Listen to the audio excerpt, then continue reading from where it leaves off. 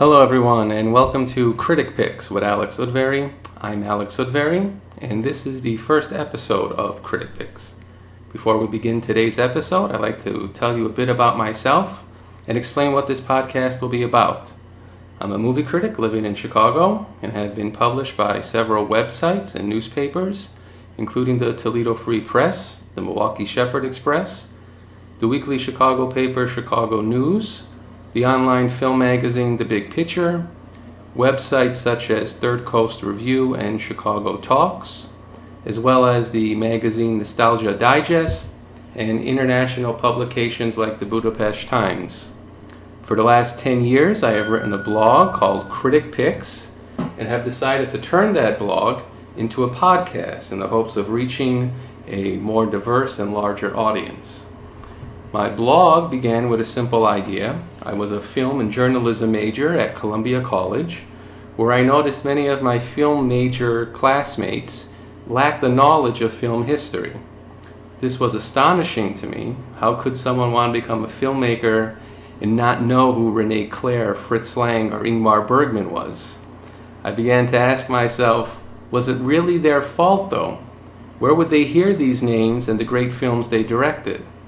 They would need a voice to introduce them to these things, as my grandparents had introduced me to the Hollywood films of the 1930s and 40s and silent cinema.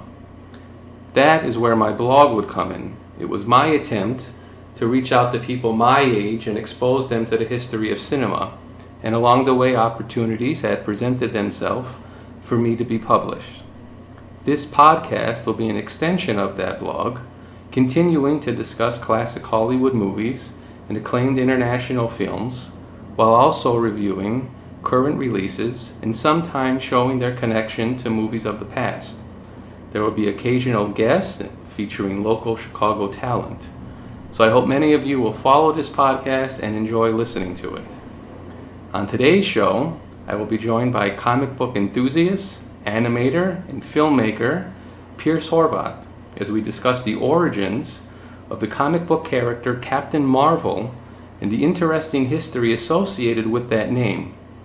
We will review the recent theatrical Marvel Comics adaptation of the character, as well as the DC adaptation of Shazam, while looking back at the 1941 movie serial, The Adventures of Captain Marvel. Pierce, thank you for being on the show, and welcome to Critic Picks.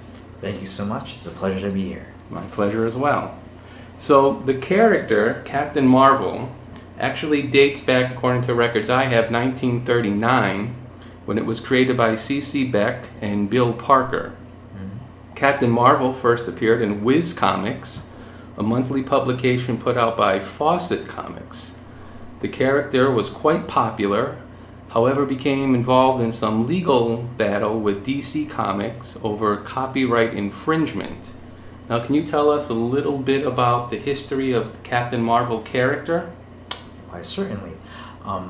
Going back to his origin, it starts out with Billy Batson, who is the son of two working parents who befall a case of murder that is to be blamed onto their assistant, Theo Adams, who later we will find out actually turns out to be his arch nemesis, Black Adam.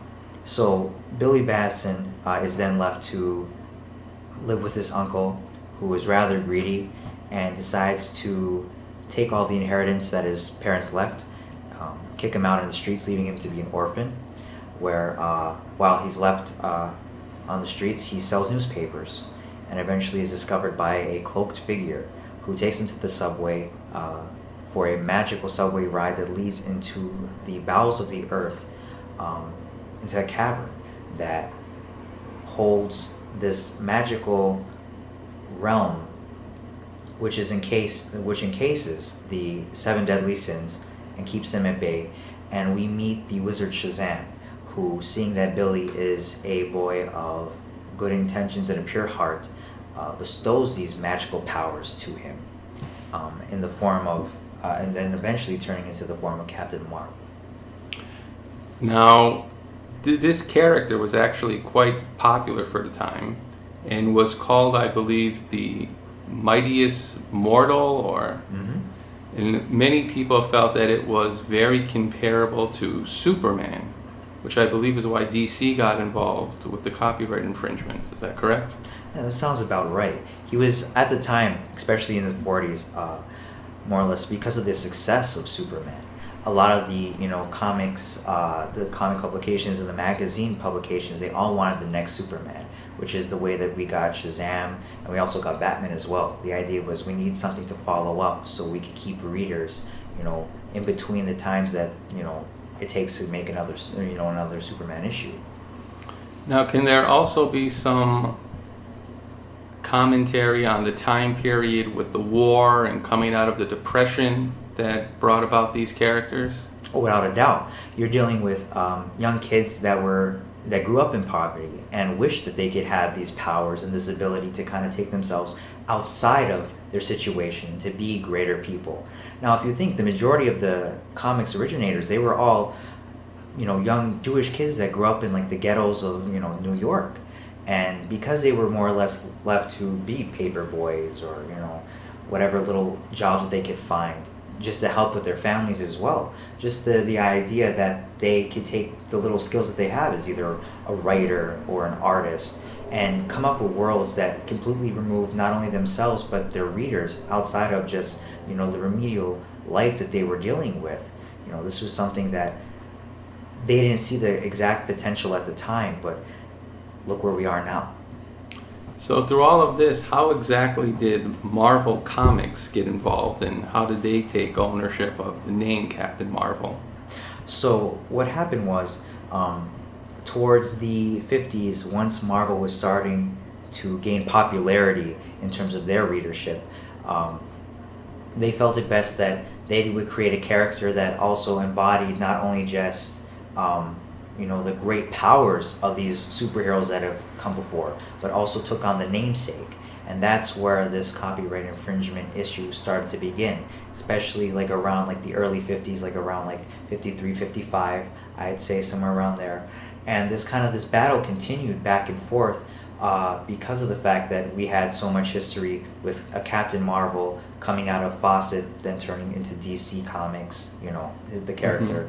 And then eventually, through this process and through the litigation, DC ended up losing this battle, and now we're left with what they had to do is kind of change the name to Shazam, which goes to the namesake of the wizard that gave Billy Batson his powers. Right, and once Marvel had introduced their version of Captain Marvel, it really kind of put DC's Captain Marvel kind of on the back seat. He kind of became forgotten for a long time. People really didn't know who that was as we were leaving, I guess, what you would call the golden age of comics.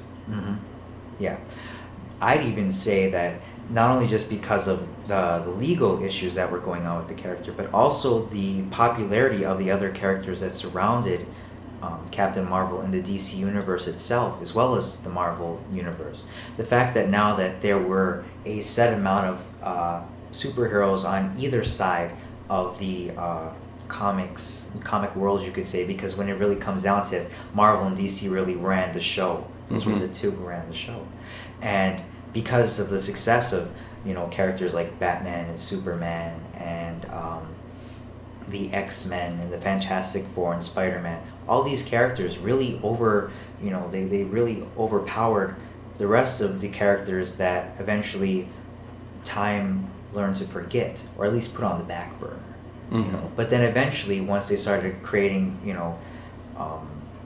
more group-oriented comics like Justice League, Fantastic Four, the Avengers, these characters were also given a new chance to be reintroduced to the newer generations that were coming from the 60s, 70s, 80s, and so on. So it's so interesting that now, after so many years have passed when the Captain Marvel character was introduced, we come along now in 2019, and within a 1 month period, we have 2 movies about Captain Marvel. One, of course, the Marvel Comics version, the other, the DC version.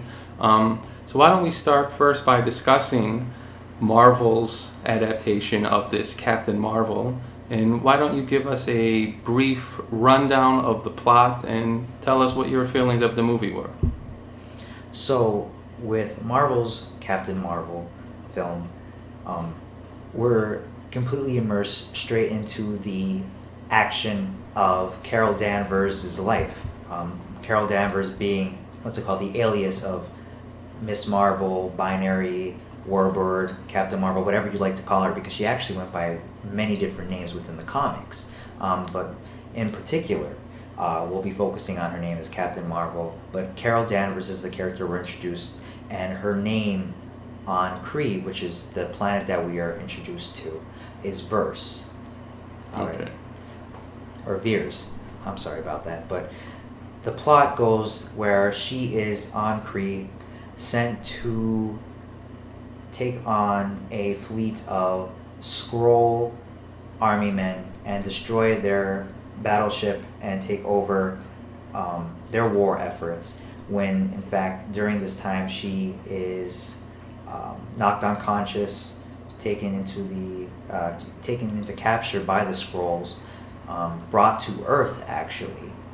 And then we see her slowly piece together her past, and we find out that she at one time was a human fighter pilot who was involved in NASA and involved in some projects that were pretty confidential. And as we go on with the plot, we slowly piece together the fact that because of her involvement with NASA and with a scientist in particular, Professor Lawson, we find out that she was inadvertently introduced into the Kree world, the alien world of the Kree, through Lawson, who was trying to end this war between the Kree and the Skrulls. And once we find out that more or less what we're introduced to is completely flipped on its back, Carol Danvers realizes her true potential that her past held her from realizing, and she takes on the form of Captain Marvel as we see her in the comics. Now, how well does this story tell the origins of the character in relation to what was established in the comics? Is it pretty faithful? I'd say it is pretty faithful. I'd say they were rather clever in the way of showing this origin, and the fact that we were given bits and pieces. So as she's coming to terms with what her past was, so are we. And I would say it was pretty jarring at first, because we were getting these little flashback moments within her actual reality, and then eventually as the movie progressed, we started to see bigger chunks and everything started to come together, which I thought was a pretty interesting take on, the usual superhero story plot. What I had thought watching it was, I thought one of the big themes of this movie had to do with the idea of, quote, girl power. And that, to me, we're coming off a time where we've had Hillary Clinton's presidential campaign, we've had midterm elections with more women than ever running for office, we have the Me Too movement. Only a few years ago we had Wonder Woman. Last year we had the very first female Doctor Who. And there were two scenes in particular, two ideas that really struck me, that really reinforced this idea that the movie was really about girl power. There's a line at the end of the movie where Captain Marvel tells a male character, I won't spoil it, she doesn't have to do anything to prove herself. And it can't be lost on us that this is a woman telling a man she doesn't need his approval. I thought what was also interesting about this was the flaw of the character, or what is deemed as one of the flaws of the character, is that she's too emotional. And it's her emotions that are holding her back in her training. And this, of course, feeds into a very common social criticism of women in society, that they are too emotional. Yet, having said all of that, I found that the movie had a lack of interest and understanding in this central conflict between the Kree and the Skrulls. I didn't feel that the movie really established the conditions that the Skrulls were living under. I didn't understand what the injustices were that they faced, or from the perspective of the Kree, why exactly they actually used the term terrorists, why they deemed them that way. Is this something within this Marvel universe that you had to be more exposed to the other movies, or do you think this movie stands alone as a one-of movie? I'd say that a lot of the Marvel Universe films, they have a way of interweaving themselves into each other. But in terms of, let's just say, from being a viewer who has just seen this movie just as the movie itself, the conditions in which the Kree and the Skrulls lived in, that's something that I'd say you had to have some type of familiarity with. Because we're established the fact that there's a battle going on, but yet at the same time we don't know what are the stakes, what are the goals of either side. All we're told is that the Skrulls are these shape-shifting characters that we eventually see that their abilities, and we're told that the Kree are the people that our main character is involved with. That's her team. Those are the people that she's lived with.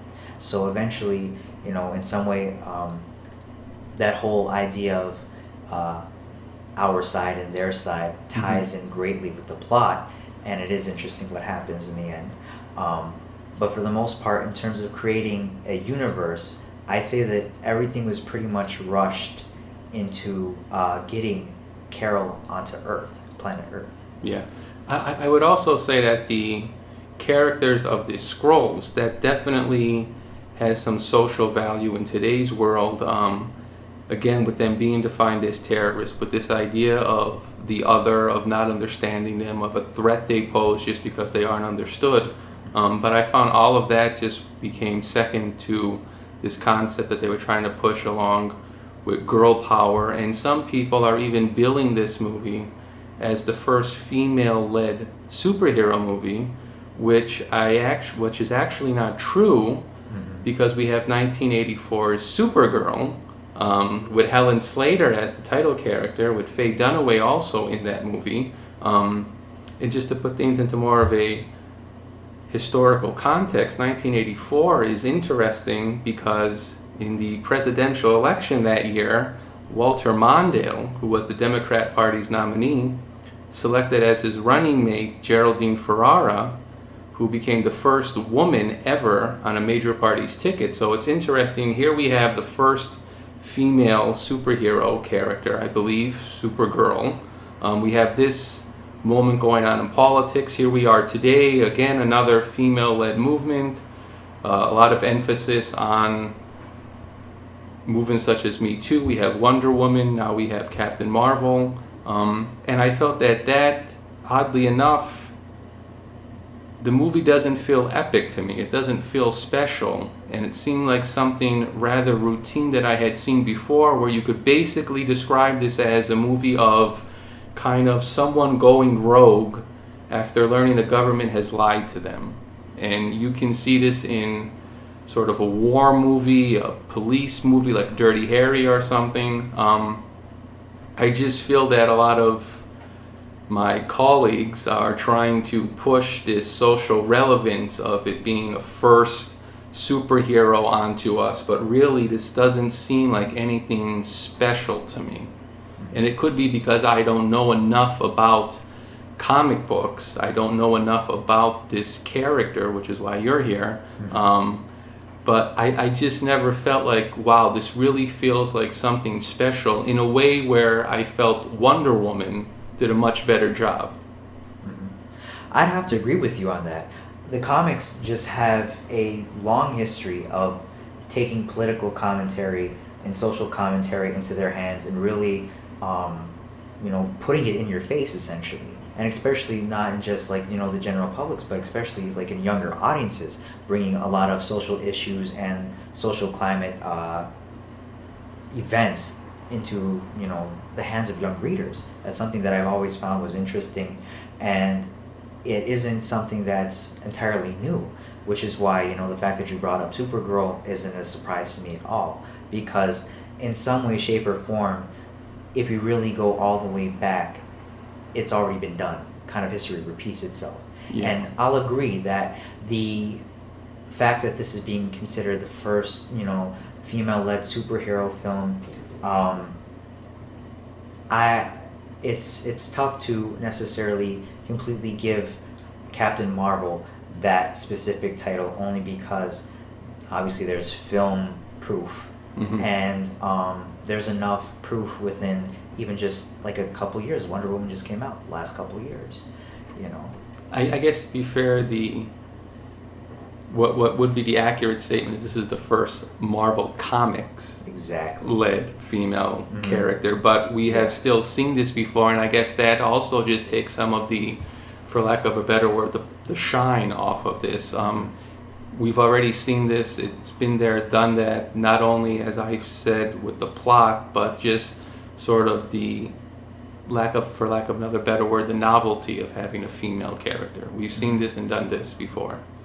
It is interesting, though, to note that the movie, again, as with Wonder Woman, was co-directed by a woman. Anna Boden directed this along with Ryan Fleck.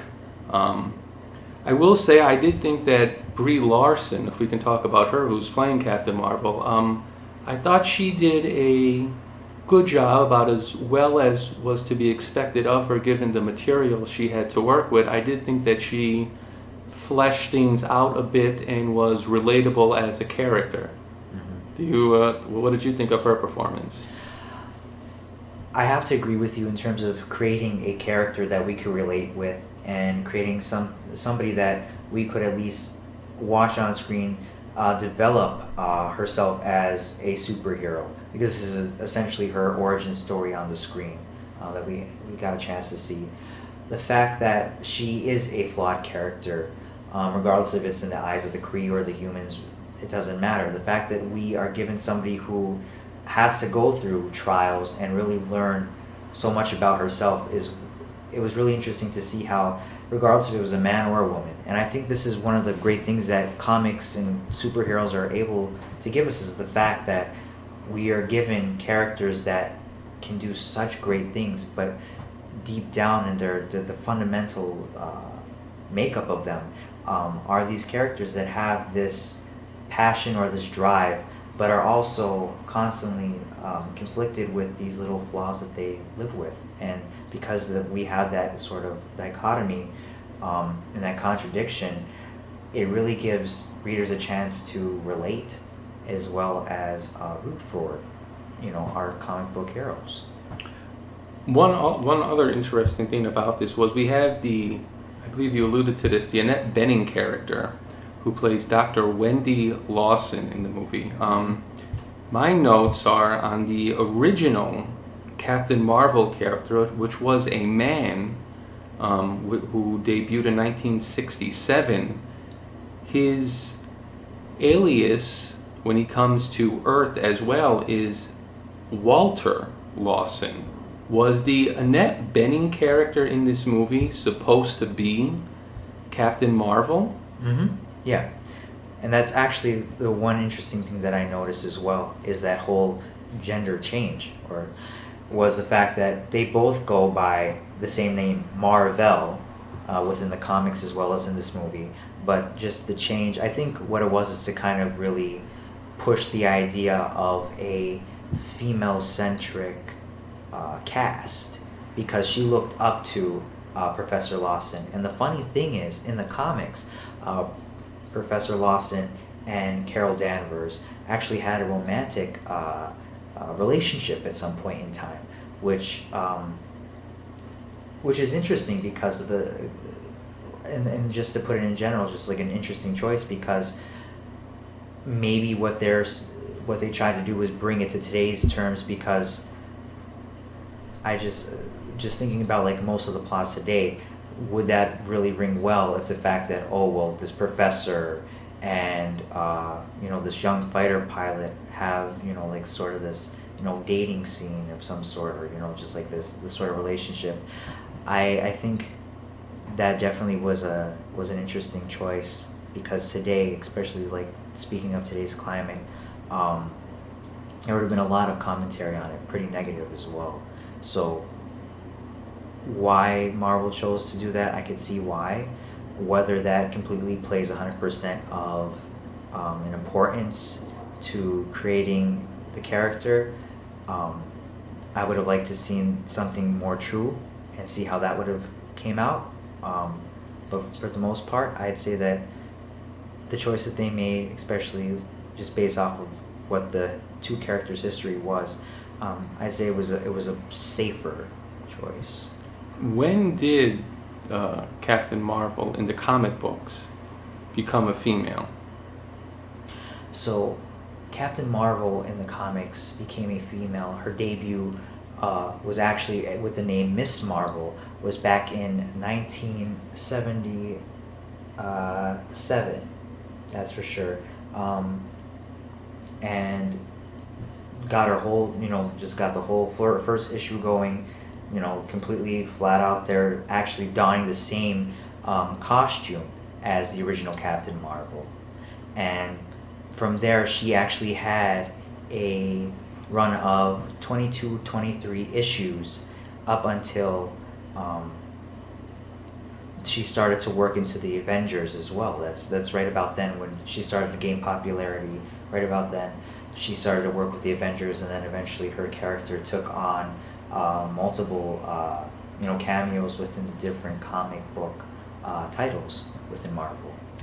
So, just summing things up now with Captain Marvel, out of a possible 4 stars, what would you give this movie?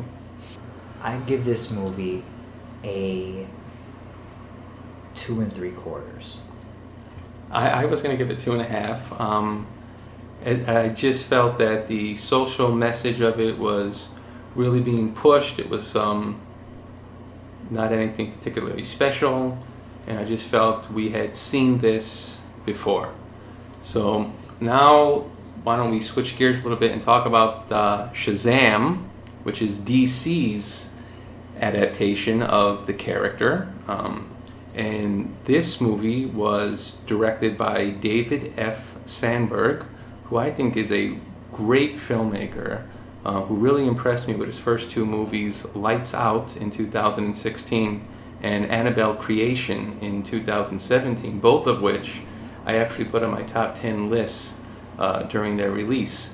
So in this one, now of course we're dealing with the original Captain Marvel character, and here it's played by Zachary Levi, and the story is basically what we have here is we have Billy Batson, who is an orphan, keeping true to the original origin of the character, who is separated from his mother when he is a child, and as a result finds himself in foster home after foster home. He eventually meets with a great wizard named Shazam, played by Jaman Hansu, who gives him the power to turn into a superhero. Now, what I found really interesting about this movie was, well, first of all, it was released 1 month after Captain Marvel. Had I not known anything about the Captain Marvel character, this plays to me like a parody of superhero movies, and I kind of thought it was comparable to Spider-Man. Had I not known anything about Captain Marvel, this seems to me like Spider-Man, the story of a young boy who was put into this situation where he gains these superhuman abilities, and it really kind of takes the perspective of how a child would react to that, to having these powers. And there's a kind of humorous scene where one of the first things he does as he transforms into what is now called Shazam, he's an adult. So it's kind of like the Tom Hanks movie Big, where he's this young kid, 15 years old, and then whenever he says the name Shazam, he's now an adult. And one of the first things he does is he goes into a convenience store and he wants to get some beer. And it just seemed like something that, yeah, a young kid would do. And in another scene, him and a friend actually go into a gentleman's club, which again is very relatable to what a kid can do. what they wish they could do if they were a little older. What did you think about the difference in tone? How much humor this movie had as opposed to, I would say, the seriousness of Marvel's Captain Marvel? What you basically said there sums up my opinion, is the fact that we are introduced to a superhero that isn't like the rest of the others, that had an upbringing and then that turned into a traumatic event or whatever it may be that brought them to an adult life of being a superhero. We're dealing with a kid who was bestowed these amazing powers, and now he's given these abilities, and what does he do with it? He's suddenly become the mightiest mortal on Earth, and now what do? Right, it's kind of like Spider-Man. With great power comes great responsibility. Exactly. And what is this kid supposed to do? And he really doesn't have any answers for that. I also thought, unlike Captain Marvel, where I thought it was hitting on big social issues, this movie is too. It's hitting on certain issues, but things not quite as large in scope. It's hitting on things of family. It's hitting on the idea of home and what that can represent in any meaning of the term, and kind of the idea that even among the weakest, you can be a hero. I kind of thought is what it was saying. I think I would have enjoyed this movie a bit more, though, as I say, had I not known who Captain Marvel is, because it just plays as such a parody. It could have been any character. This could have been someone without that history and just been someone that was just newly created. Do you think so? Yeah, I agree. I'd say the fact that you're dealing with a character who has such an extensive history, and if you really even look back to his rendition in the comics as well, and in other different versions of the character within different forms of media, suddenly once he becomes Shazam or Captain Marvel, he suddenly takes on the wisdom of Solomon and the stamina of Atlas, and all the these strength of Hercules. Or strength of Hercules. I'm saying them out of order, but more or less, if to name them all off. But the idea is he becomes this godlike, figure. But then suddenly we get a chance to see that maybe that isn't always the case, and we get the more human side in the character building, which I enjoyed. Did you think that this was a good adaptation of the comic books? Did you feel that they stuck true to the origins of the character? I'd say they stuck to the origins of the character. In terms of the characterization, that could be put into question, only because, like I said, it depends on how you look at him. If you want to make him more of a flawed character, the fact that he is a kid, which is the biggest crutch of his situation, is the fact that he's given these powers. Or if you want to look at him as the fact that he has these two separate entities that he lives with, it depends on how you'd like to take it as a viewer or listener. Yeah, I also thought that if I was just judging this purely on what we'll call popcorn entertainment, I suppose I enjoyed this more than Captain Marvel.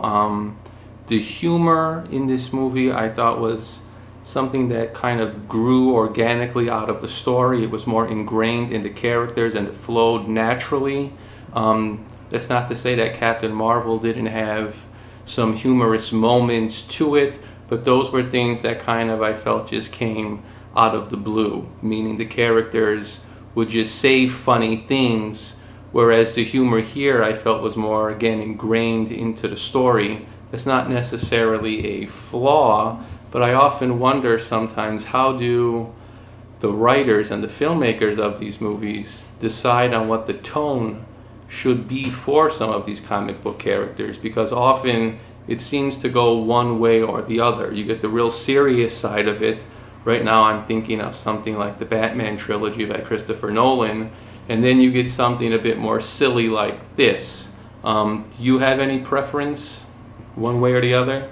I'd say it depends on who the superhero is. When you're dealing with a character like Batman, who's seen a complete wide spectrum of different variances in terms of his character, it really depends on what you land on. Personally, I like the more serious, darker tone when it comes to superheroes, because of the fact that if you're looking at the mainstay superheroes like Superman, Batman, Wonder Woman, it's nicer to see them put into a world where there is a need for superheroes. Whereas, like, say, like with something like Shazam, the world doesn't necessarily need a Shazam, other than the fact of what the wizard is saying. It seems that I'd say that as a result of the wizard, suddenly there is a need for a superhero. But if you would remove this this aging wizard, you would suddenly have no need for the conflict in the world itself. Just seemed like the world that we walk within today, and it would be just as well ran with policemen, firefighters, and such like that. That is interesting. The fact that Shazam does take place in the modern world, and this idea that the wizard Shazam is trying to find someone pure of heart, and there is a line of dialogue where the super villain in the movie, Dr. Savannah, played by Mark Strong, tells Shazam, "You won't find anyone like that." And I think that's kind of definitely a commentary on today, where, you know, we constantly have, and in this movie Shazam, on the most primitive, basic level, good versus evil, wherein the villain in this movie is protected by the 7 deadly sins. And you have, again, this very basic good versus evil story.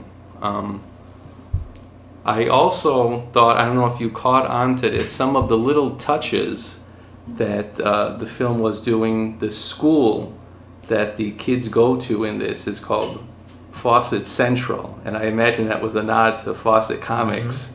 I noticed that. And there was also a scene near the end of it where I won't reveal who the character is, but tells Billy, "We're not interested in buying any papers."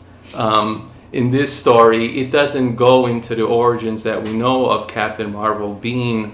I believe you had mentioned he did deliver papers. That was we don't see him do that here, but when this person tells him, "I'm not interested in buying papers," obviously that's another nod to the original, even though they're slightly changing some of the origin.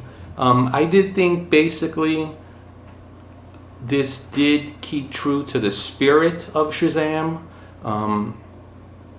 but I don't know how I feel about so much of the comedy and really turning it into more of a parody. I did think that Zachary Levi in the lead role did a good job. He was entertaining on screen and really had, again, that likability to him. And I also thought another advantage of this movie was the direction by David F. Sandberg. Coming from a horror background, there's nothing that I would consider horror here, but he really adds a certain eeriness to the story, especially with those 7 deadly sin characters. He really had a good visual eye for that. You would agree? I would definitely agree.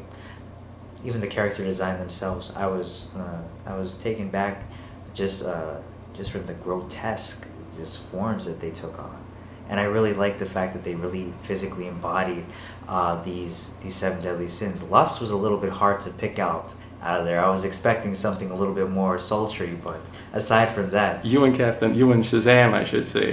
No, I just think David Sandberg is a terrific filmmaker. I really enjoy his movies. I was so surprised to see him actually behind this movie, coming from his horror background with Lights Out and Annabelle Creation. But again, I would say that had I not known anything of Captain Marvel, I probably would have enjoyed this more. For me, out of 4 stars, I would give this one 2.5. How about you? I'd give this a solid 3. Oh, 3. So okay. So you felt that this really definitely kept true to the origins. I'd say what gave me the ability to give this a 3 was the characterization, because we actually related to the characters that were involved, because at some point in time we were those kids in school who were being bullied, or who were dealing with issues at home, or having just those dreams of being something bigger than themselves. Whereas when you're dealing with something like Marvel's rendition of Captain Marvel, where it does take on that serious note, and it is a more of a social commentary. I love the fact that we are able to take these characters that are completely essentially removed from reality and put them in our world and say something about what we're dealing with. But sometimes it's good to realize what the purpose of superheroes are. They are entertainment, and they speak to the child within us and the ability to take us from what we're dealing with now and to project the better that we look for. There's definitely a strong element of that, I would say, in this movie, in particular, the idea of kind of the inner child in us, and sort of almost the wish fulfillment of, we all at one point wished we were a superhero, and if we had these powers, maybe we all thought at one time if we put on a cape we could all fly. So I did like that aspect of it, but I just felt it was too much of a parody of itself. Mm-hmm. And so now finally we are going to talk about the 1941 movie serial The Adventures of Captain Marvel. This was directed by John English and William Whitney. I just want to put a couple things into perspective before we really get into discussing this. Something interesting about this is it is the first comic book superhero brought to the big screen.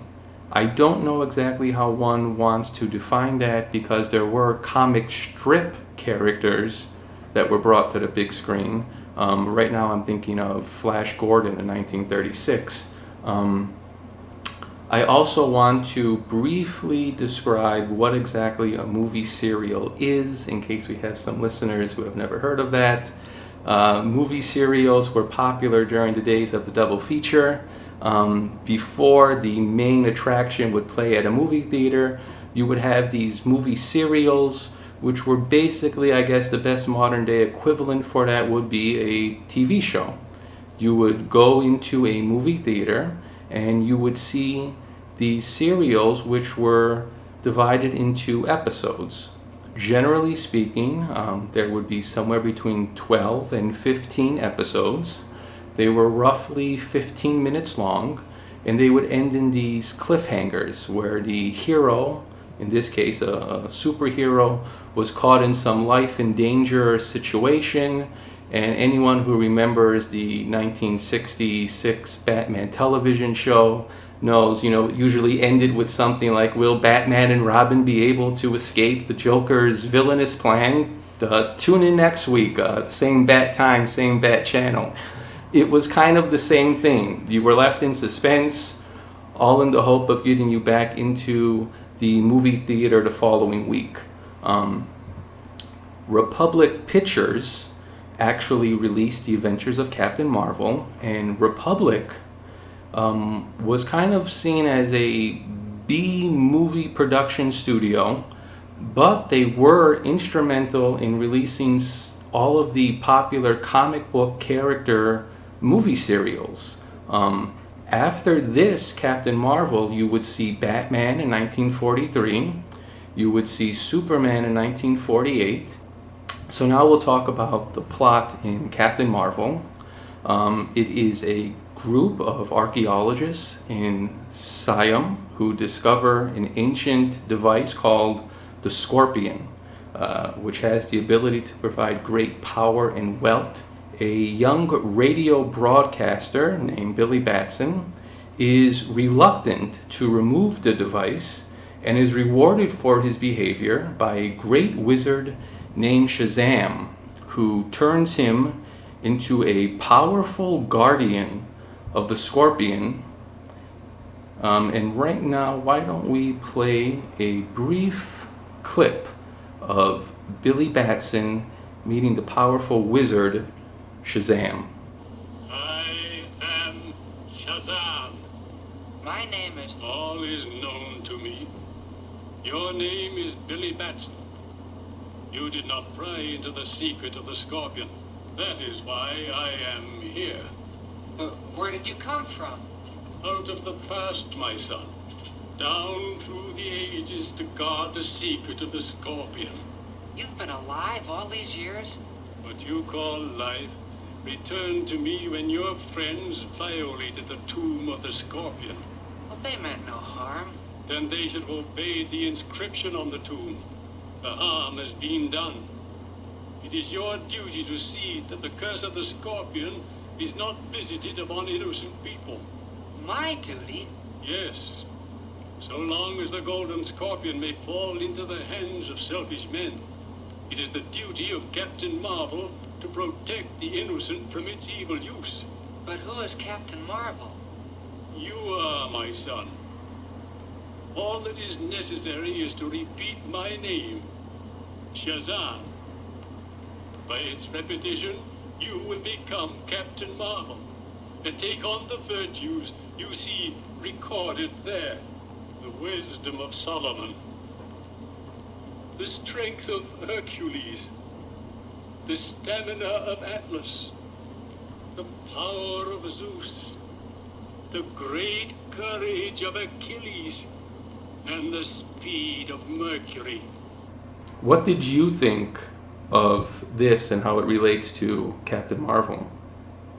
So in terms of the origin, I'd say it is a definite new spin that befits the plot that will unfold from there on within the serial. But in terms of creating, staying true to the comics, I'd say the shock of the meeting is still there, and the fact that we do kind of get this sort of this entrusting moment where we see Billy is taken from being just your average Joe essentially, and given these powers. I'd say the gravity still holds, and actually in some ways even holds even more than the 2019 version that we've seen in theaters. Well, this version is creating a completely original story. It's not following the origin story. For example, there is no mention that Billy, in fact, is an orphan. We don't get that origin story regarding the uncle and how the character was taken out of his inheritance. I find, though, that this movie does still, just like the other two Captain Marvels, does make a social commentary, and I actually like to play a scene regarding that. Is the attack over? Who are they? What do they want? We will not be attacked again if we stop our work in the tombs and depart. But our visas and permits are in order. The chief warns that no permit will protect us from the curse of the Scorpion if we enter the inner tomb. The only reason I financed this expedition was to examine the contents of that tomb. Surely you're not going to be stopped by a native curse. It's superstitious nonsense. That's what everybody said about the curse of King Tut's tomb, but a lot of them died. We'll handle this, Billy. And so what I find interesting about this is anyone who is familiar with the Universal horror movies of the 1930s, there was always this very strong element of anti-science, this notion that people just shouldn't be as curious as they are. They shouldn't want to play God, essentially what Frankenstein is doing, the creation of life. You see this in things like The Mummy, where you have these archaeologists again who go and they read the sacred scrolls, bringing the mummy to life. And here we get this very brief commentary. I should explain what was going on here is that the villagers are upset that the archaeologists are digging around. In fact, they feel violating their tradition. And so again, we have this strong anti-science theme going through the serial. You would see this again in the 1950s with The Fly and The Creature from the Black Lagoon. From the research I've done, I cannot understand why there was such an anti-science theme in movies in the 1930s. It's a little more understandable after the war with the dropping of the bomb, where people saw, wow, look at the destruction that science can cause. So I just thought that was something interesting to bring up, because so many people feel movies from the 1930s or 40s, they don't really say anything. They don't have any social message. People just seem to think those kind of things started now because we're so intelligent and so advanced. But that's not the case. Movies were always making a commentary. Compared to Shazam, this is actually a bit more of a serious story. Although in its own way it does have a innocence to it. It takes itself serious, but it's kind of lighthearted. To me, movie serials like this were often really told from a child's imagination. This story is kind of very basic, bare bones, to the point where I felt it does kind of lack suspense. There is a character called the Scorpion, who is a master criminal, and what he wants to do is he wants to go after each archaeologist that has discovered the Scorpion, so that he can have it for his own. And one by one the archaeologists are killed off, but there's no great feeling of suspense. There aren't scenes where we see these archaeologists fearing for their life. There could have been a lot more atmosphere and mood in this serial. Don't you think so? Yeah, I'd agree with that. I'd say the one question that really kept me going and pushed me forward with each episode that continued was, who was the Scorpion? And I was constantly, coming up with my own theories of who it was, but I told myself the only way I'm going to find out is to continue watching. Because it is one of those things where I'd say maybe it was essentially just for the sake of creating action, something really to focus on the idea of just like the thrill of these fight scenes and this sort of supernatural power of the Scorpion. I think that there was a lack of real characterization. We didn't necessarily have too much to go on about Billy being just his normal radio broadcast himself. He was just that bright, chipper kid. But he was kind of a weakling, and you kind of got this feeling that, I don't know how old he was supposed to be in this, but you kind of get the feeling he's just a young, naive kid. Yeah. Especially in the way everyone else treats him. And that is probably why he was selected to be Captain Marvel. This concept of, pure of heart. Mm-hmm. But aside from Billy, every other character was just kind of like a one-note character, regardless of what situations they were placed in. Even Whitey, his friend from the broadcasting company as well. More or less, I would say that with time, characterization became a bigger part of like the superhero genre. But in terms of creating scenes of mild suspense and action, I'd say this serial actually tops both of the films that we talked about previous. Yeah, I really enjoyed. This is the Captain Marvel that I grew up with. When I think of Captain Marvel, this was my first introduction to Captain Marvel. I actually never read any of the comic books. So when I heard they were making Shazam, and I kind of saw the poster for it, with Shazam chewing a piece of bubble gum, and I was like, boy, what are they doing with this character? They're turning this into a comedy, whereas I felt this was a bit more serious, again, kind of naive in its own way, but it took itself a bit more serious. What I also thought was interesting was at the end of this, Captain Marvel's identity is revealed, and there was no surprise in any of the other characters. No one was like, oh my goodness, it's you, Billy? No one had any surprise at all to them over who Captain Marvel was. What was also interesting is the techniques they use for the flying sequences. Those actually hold up pretty well, especially in comparison to Superman, the 1948 serial, wherein whenever you see Superman fly, they actually would switch to animation.